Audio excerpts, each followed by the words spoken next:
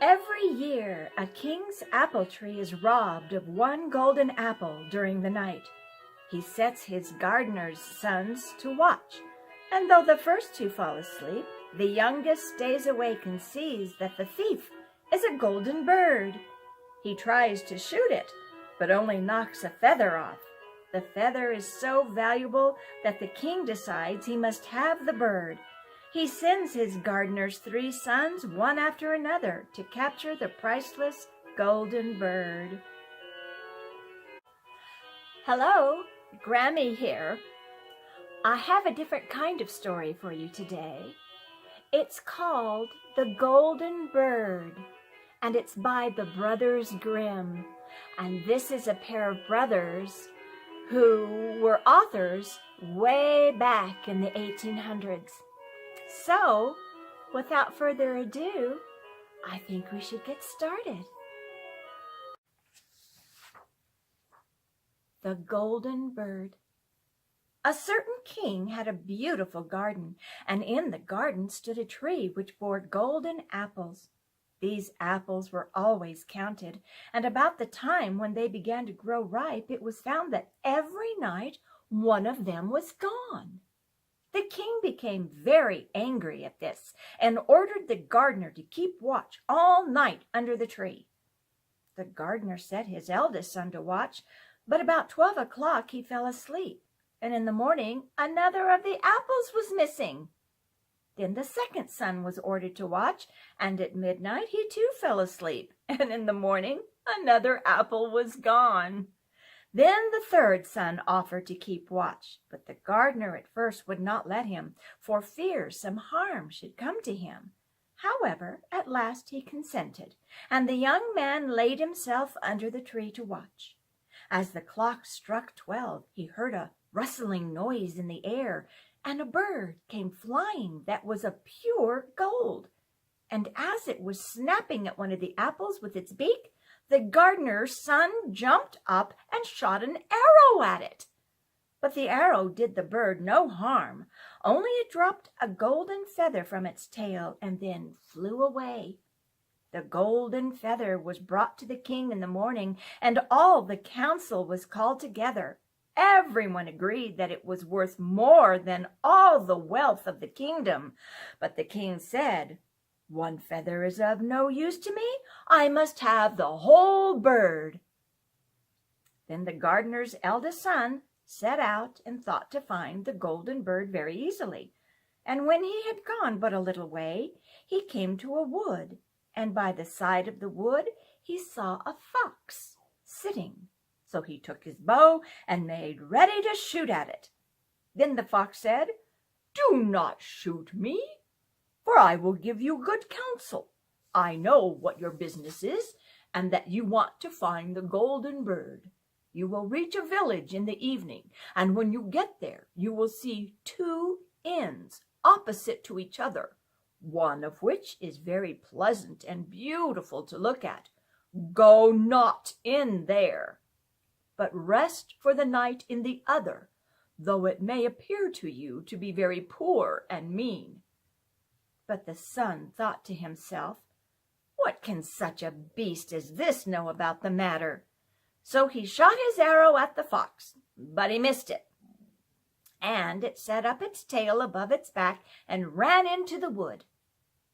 Then he went his way, and in the evening came to the village where the 2 inns were. And in one of these were people singing and dancing and feasting, but the other looked very dirty and poor. "I should be very silly," said he, "if I went to that shabby house and left this charming place." So he went into the smart house and ate and drank at his ease and forgot the bird and his country too. Time passed on, and as the eldest son did not come back, and no tidings were heard of him, the second son set out, and the same thing happened to him. He met the fox, who gave him the good advice. But when he came to the 2 inns, his eldest brother was standing at the window where the merrymaking was, and called to him to come in. And he could not withstand the temptation, but went in. and forgot the golden bird and his country in the same manner. Time passed on again, and the youngest son too wished to set out into the wide world to seek for the golden bird. But his father would not listen to it for a long while, for he was very fond of his son and was afraid that some ill luck might happen to him also and prevent him from coming back. However, at last it was agreed he should go, for he would not rest at home, and as he came to the wood, he met the fox and heard the same good counsel. But he was thankful to the fox and did not attempt his life as his brothers had done. So the fox said, "Sit upon my tail, and you will travel faster." So he sat down, and the fox began to run, and away they went over the stock and stone so quick that their hair whistled in the wind. When they came to the village, the son followed the fox's counsel, and without looking about him went to the shabby inn and rested there all night at his ease. In the morning came the fox again and met him as he was beginning his journey and said, "Go straight forward till you come to a castle, before which lie a whole troop of soldiers fast asleep and snoring. Take no notice of them, but go into the castle and pass on till you come to a room where the golden bird sits in a wooden cage. Close by it stands a beautiful golden cage, but do not try to take the bird out of the shabby cage and put it into the handsome one. Otherwise you will repent it." Then the fox stretched out his tail again, and the young man sat himself down, and away they went over stock and stone till their hair whistled in the wind. Before the castle gate all was as the fox had said. So the son went in and found the chamber where the golden bird hung in a wooden cage, and below stood the golden cage, and the 3 golden apples that had been lost were lying close by it. Then he thought to himself, "It will be a very droll thing to bring away such a fine bird in this shabby cage." So he opened the door and took hold of it and put it into the golden cage. But the bird set up such a loud scream that all the soldiers awoke, and they took him prisoner and carried him before the king. The next morning the court sat to judge him, and when all was heard, sentenced him to die, unless he should bring the king the golden horse, which could run as swiftly as the wind. And if he did this, he was to have the golden bird given to him for his own. So he set out once more on his journey, sighing and in great despair, when on a sudden his friend the fox met him and said, "You see now what has happened on account of your not listening to my counsel? I will still, however, tell you how to find the golden horse, if you will do as I bid you. You must go straight on till you come to the castle where the horse stands in his stall. By his side will lie the groom, fast asleep and snoring. Take away the horse quietly, but be sure to put the old leathern saddle upon him, and not the golden one that is close by it." Then the son sat down on the fox's tail, and away they went over stock and stone till their hair whistled in the wind. All went right, and the groom lay snoring with his hand upon the golden saddle. But when the son looked at the horse, he thought it a great pity to put the leathern saddle upon it. "I will give him the good one," said he. "I am sure he deserves it." As he took up the golden saddle, the groom awoke and cried out so loud that all the guards ran in and took him prisoner. And in the morning he was again brought before the court to be judged and was sentenced to die. But it was agreed that if he could bring thither the beautiful princess, he should live, and have the bird and the horse given him for his own. Then he went his way very sorrowful. But the old fox came and said, "Why did you not listen to me? If you had, you would have carried away both the bird and the horse. Yet will I once more give you counsel. Go straight on, and in the evening you will arrive at a castle. At 12 o'clock at night, the princess goes to the bathing house. Go up to her and give her a kiss, and she will let you lead her away. But take care you do not suffer her to go and take leave of her mother and father." Then the fox stretched out his tail, and so away they went over stock and stone till their hair whistled in the wind. As they came to the castle, all was as the fox had said, and at 12 o'clock the young man met the princess going to the bath and gave her a kiss, and she agreed to run away with him, but begged with many tears that he would let her take leave of her father.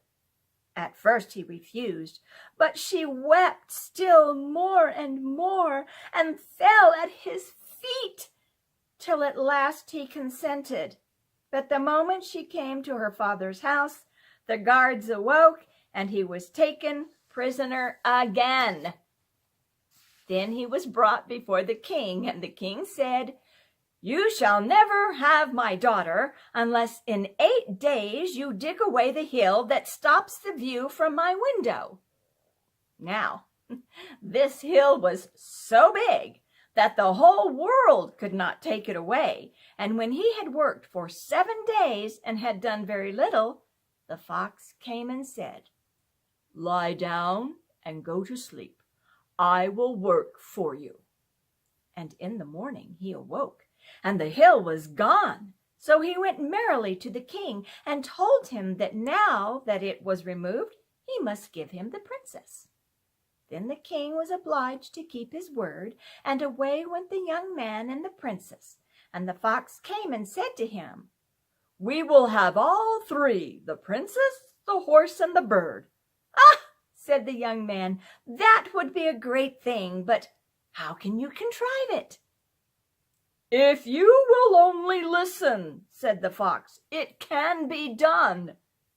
When you come to the king and he asks for the beautiful princess, you must say, 'Here she is.' Then he will be very joyful, and you will mount the golden horse that they are to give you, and put out your hand to take leave of them. But shake hands with the princess last. Then lift her quickly onto the horse behind you, clap your spurs to his side, and gallop away as fast as you can." All went right when the fox said it. "When you come to the castle where the bird is, I will stay with the princess at the door, and you will ride in and speak to the king. And when he sees that it is the right horse, he will bring out the bird. But you must sit still and say that you want to look at it to see whether it is the true golden bird. And when you get it into your hand, ride away." This too happened as the fox said. They carried off the bird, the princess mounted again, and they rode on to a great wood. Then the fox came and said, "Pray, kill me. Cut off my head and my feet." But the young man refused to do it. So the fox said, "I will at any rate give you good counsel. Beware of 2 things. Ransom no one from the gallows, and sit down by the side of no river." Then away he went. "Well," thought the young man, "it is no hard matter to keep that advice." He rode on with the princess till at last he came to the village where he had left his 2 brothers. And there he heard a great noise and uproar, and when he asked what was the matter, the people said, 2 men are going to be hanged." As he came nearer, he saw that the 2 men were his brothers, who had turned robbers. So he said, Cannot they in any way be saved? But the people said no, unless he would bestow all his money upon the rascals and buy their liberty. Then he did not stay to think about the matter, but paid what was asked, and his brothers were given up and went on with him toward their home. And as they came to the wood where the fox first met them, it was so cool and pleasant that the two brothers said, "Let us sit down by the side of the river and rest a while to eat and drink." So he said, "Yes," and forgot the fox's counsel, and sat down on the side of the river, and while he suspected nothing, they came behind and threw him down the bank and took the princess, the horse, and the bird, and went home to the king their master, and said, "All this we have won by our labor." Then there was great rejoicing made, but the horse would not eat, the bird would not sing, and the princess wept. The youngest son fell to the bottom of the river's bed.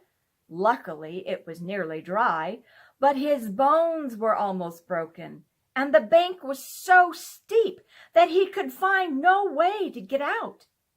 Then the old fox came once more and scolded him for not following his advice. Otherwise, no evil would have befallen him. "Yet," he said, "I cannot leave you here, so lay hold of my tail and hold fast." Then he pulled him out of the river and said to him as he got upon the bank, "Your brothers have set watch to kill you if they find you in the kingdom." So he dressed himself as a poor man and came secretly to the king's court, and was scarcely within the doors when the horse began to eat and the bird to sing, and the princess left off weeping.